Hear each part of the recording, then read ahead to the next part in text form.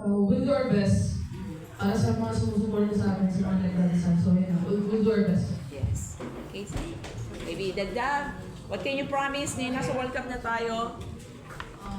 Siguro same kay asking kami to our best. And bigay talaga namin yung puso namin every day para, makaka-feel to the podium. Tatoy? Okay. Yes. Ikaw, yeah, go. Lagi ko lang sila sa prayers para sa safety yung maging flight nila pumunta sa World Cup and yung health nila and ever na sana makuha nila yung very best in each every game. Okay, next. Same lang din mo sa mga naunang sumunod na yun nga. Just do your best, yeah. And work hard.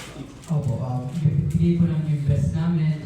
And yun, parang once na nakastep ka po sa kwarta, parang hindi na tungkol sa apelido mo Philippines na yung dinadala mo. So, pag every time naglalaro ko, iniisip namin para sa Pilipinas to. So, laban na ang puso. Lagi kasi sa akin. Yes. Siguro mag-prepare kami ng medyo mahaba-haba. Yes. Siguro umpisa na yun.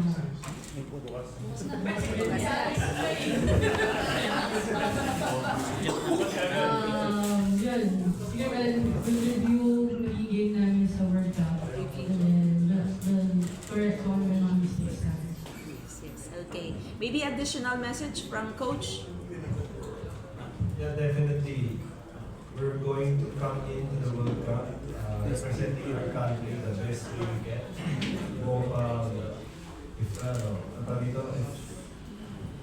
Whatever the outcome, we're going to be, head held high. Talagang we give our best, and we're going to, we'll try to shock the world. Yes. Yeah, Program Director, Ryan.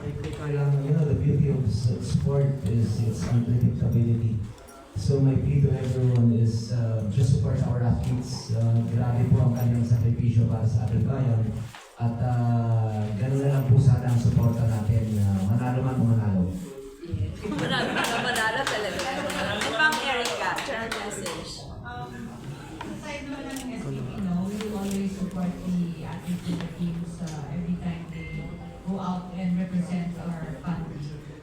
Regardless of whether World Cup yan or SEA Games or whichever tournament we will always do our best to put them in a position to succeed. Thank you. Thank you very much, everyone, for power to our Philippine Trail Swim Women's team. And announcement muna, our team will have an official picture taking sa mural wall doon sa loob. So you are invited to join for the photo op. And